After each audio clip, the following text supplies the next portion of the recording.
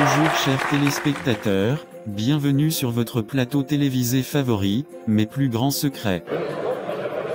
Alors ce soir, nous avons pour intervenante, Mademoiselle Aïris, qui nous vient du Gabon. Alors, bonsoir Mademoiselle Aïris, et bienvenue sur notre plateau télévisé. Oh, merci Monsieur Thomas, je suis très heureuse d'être ici ce soir, car je sais et je crois que, mon témoignage bénira, un grand nombre de personnes. Chers téléspectateurs, tenez-vous bien, vos émotions risquent fortement d'être éprouvées. Alors Mademoiselle Aïris, vous avez la parole, faites-nous part de votre témoignage. Alors, tout a commencé.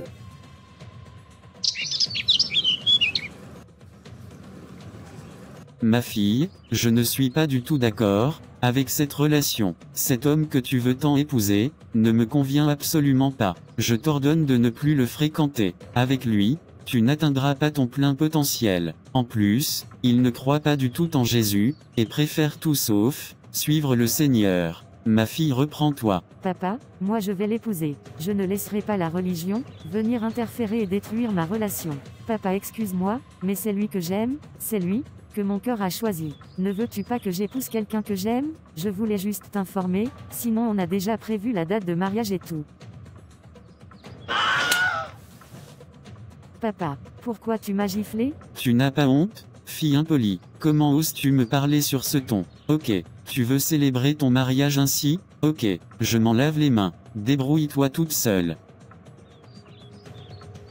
Un parent ne souhaite jamais le malheur de son enfant. Cependant, je ne vais pas t'obliger à faire ce que tu ne veux pas. Mais toi aussi, tu ne peux pas m'obliger à te suivre sur ta voie.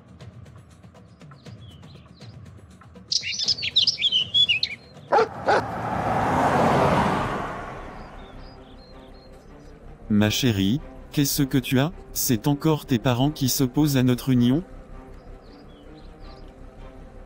Écoute, moi je t'aime, et je prendrai soin de toi. Je te protégerai, contre vent et marée. Tu n'as rien à craindre. C'est le même Dieu que nous adorons tous. C'est seulement l'intermédiaire qui change. Il veillera sur nous. Ton intermédiaire c'est Jésus, l'ancêtre des Blancs. Seulement le mien, nos ancêtres africains. Mais les prières vont vers le même Dieu. Non mais, qu'est-ce que tu racontes au juste? Vaut mieux te taire, pour ne pas aggraver notre cas, et donner plus raison à mon père. Décidément, je me demande si à la longue, on pourra vraiment s'entendre. Cette histoire de religion nous freine énormément. Le mieux est toujours d'être avec les personnes qui partagent les mêmes convictions que nous. Au moins on sera sur la même longueur d'onde. Tu vois tout ce que j'ai fait par amour pour toi? Qu'est-ce que tu sous-entends par là? Qu'on se sépare, c'est bien ça? Nous allons prendre une petite pause, le temps de réfléchir à notre situation.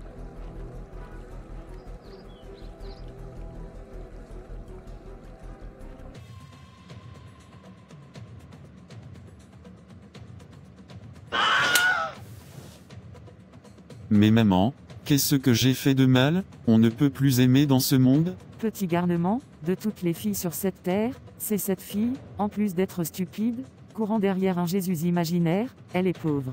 C'est elle que tu choisis, après, c'est pour me donner de vilains petits enfants. Avec tout l'argent dont nous disposons, tu ne peux pas au moins aller me ramener une belle européenne? Non, mon fils me ramène une chrétienne, en plus fauchée. Maman, ce n'est pas gentil tes propos. Tu ne la connais pas et tu la juges déjà. Moi je l'aime. Elle a osé tenir tête à ses parents juste par amour pour moi. S'il te plaît, sois indulgente avec elle. Quoi? À ça, donc? Si je comprends bien, en plus de ses gros défauts, elle est impolie? Mais maman, j'ai jamais dit ça. Une fille qui tient tête à ses propres parents, juste pour un amour de jeunesse, elle ne va pas manquer de respect à sa belle-mère? Non, pas du tout, elle risque même de la tuer. Mon fils, j'admets, je vieillis, mais je ne veux pas déjà mourir. Tu ne vas pas l'épouser. Elle n'a aucun respect pour ses parents, et pour nos cultes traditionnels. Je ne la veux pas. Si tu t'entêtes à l'épouser quand même, je ne m'y opposerai pas, mais je vous ferai vivre l'enfer. Moi je l'aime, je vais l'épouser, un point c'est tout. Donc cette fille a osé contaminer mon fils, et lui aussi est devenu impoli, me tenant tête. Ok, épouse-la, tu as ma bénédiction. N'a-t-on pas dit que la vengeance est un plat qui se mange froid? Ça tombe bien, je n'ai absolument pas froid aux yeux. Je vais la cribler chaque jour, de balles mystiques. Elle ne comprendra pas sa douleur. Ce n'est pas garçon qu'elle cherche, n'est-ce pas? Elle trouvera un caterpillar. Épouse-la mon fils, tu as ma bénédiction. Maman, tes propos me font peur. Tu n'es pas du genre à parler comme ça. Ce n'est pas bien. Tu me fais peur. Tais-toi, tu m'empêches de suivre mon émission.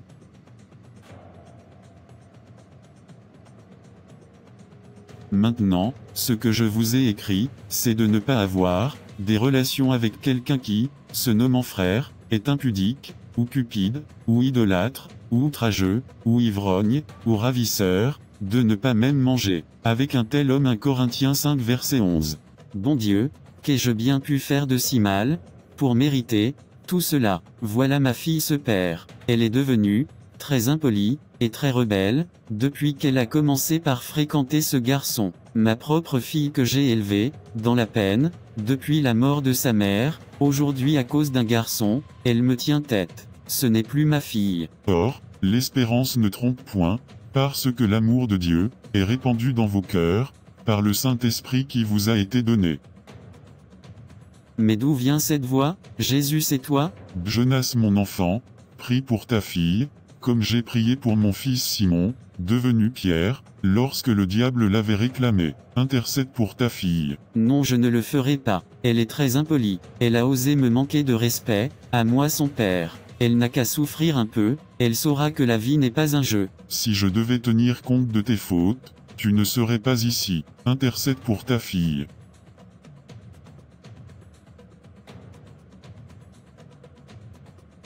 Conduit par l'esprit de colère, Jonas résista à la voix du Saint-Esprit, et laissa sa fille épouser Raymond. 2 ans plus tard.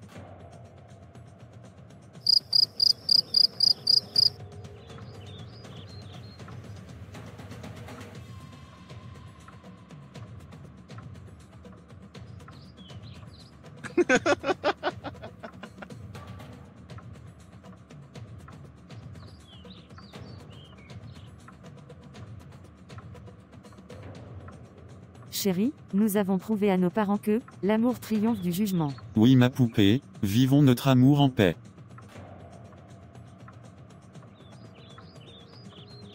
Oh, les tourtereaux, qu'ils sont si mignons. Ils forment un si beau couple. Oh que je suis émue de voir tant d'amour dans ce si beau couple.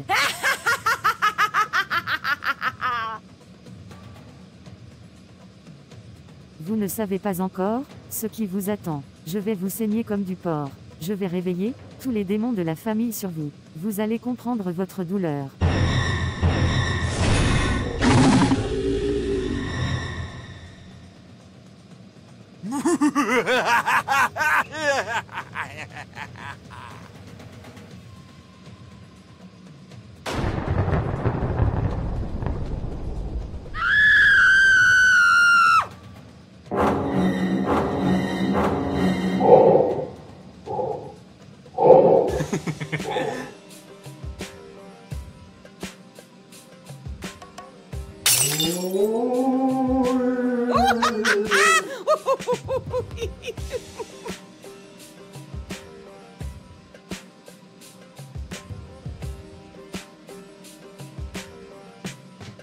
À présent, le show peut commencer. Ce n'est que l'introduction du témoignage familial qui a bouleversé toute notre famille. Les amis, je vous en supplie, par les compassions du Christ, ne vous mettez pas avec des incroyants, sous un joug qui n'est pas celui du Seigneur. En effet, ce qui est juste, peut-il s'unir à ce qui s'oppose à sa loi? La lumière peut-elle être solidaire des ténèbres? Christ peut-il s'accorder avec le diable? Que peut avoir en commun le croyant avec l'incroyant? Quel accord peut-il exister entre le temple de Dieu et les idoles? Car nous sommes, nous, le temple du Dieu vivant. Dieu lui-même l'a dit, j'y habiterai, et je marcherai au milieu d'eux. Je serai leur Dieu, et ils seront mon peuple. C'est pourquoi, sortez du milieu d'eux, séparez-vous d'eux, dit le Seigneur. N'ayez pas de contact avec ce qui est impur, alors je vous accueillerai. À suivre.